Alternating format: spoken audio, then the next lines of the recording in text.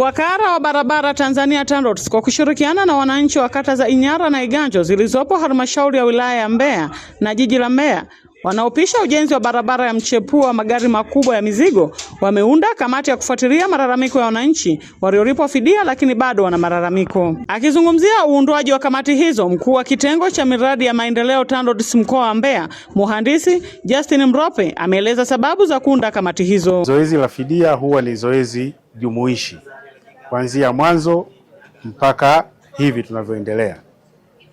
Kwa hiyo hizi kamati ambazo tunaenda kuziunda sasa hivi ni kamati ambazo zitawasaidia wale wananchi ambao wamelipwa fidia na bado wana malalamiko. Kwa hiyo hizi kamati zitaenda kuwasaidia.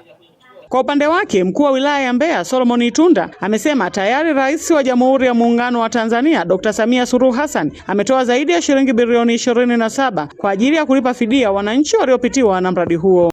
Lakini Mheshimiwa Rais, kwa sababu wanawajali wananchi wake, ameshatoa zaidi ya shilingi bilioni 27 kwa ajili ya kuwalipa wananchi hawa fidia walioathirika.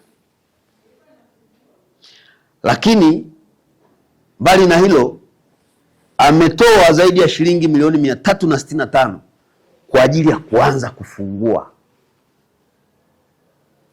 barabara kwenye lile eneo ambalo sasa tunaenda kuwekeza zaidi ya shilingi trilioni 1.13.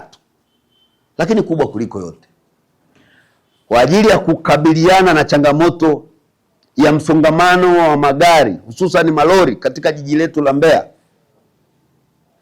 Nyinyi ni mashahidi, mnaona kazi inayofanywa ya njia 4 kutoka Igawa hadi Tunduma, mradi ambao Daktari Samia Suluhu Hassan ametuletea zaidi ya shilingi bilioni 183,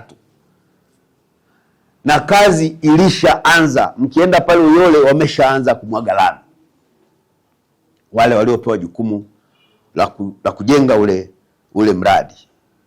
Kipekee kabisa, kwa niaba ya wananchi wa wilaya ya Mbeya, naomba nitumie nafasi hii kumshukuru sana rais wetu mpendwa wa Jamhuri ya Muungano wa Tanzania Daktari Samia Suluhu Hassan kwa kazi kubwa na nzuri anayoendelea kuifanya hususan kwenye sekta ya miundombinu katika jiji letu la Mbeya. Nao baadhi ya wananchi ambao tayari wameshalipwa fedha zao wanaishukuru serikali kupitia wakala wa barabara Tanzania TANROADS kwa uamuzi wa kuunda kamati hizo. Lakini jambo lingine, mimi kama muhanga sijalizika na malipo ya eneo langu, kwa ninaomba kwa kupitia kamati hii nitaleta malalamiko yangu ili kana kwamba nitazamwe, je, ni sahihi au sio sahihi. Na mimi siwadai au sidaiwi. Kwa hiyo hela yangu imeenda kwa halali. Nilibomolewa nyumba zangu kama 5, hela yangu iko safi kabisa. Kutoka mkoani Mbeya, Jacqueline Mwangama, Clouds Habari.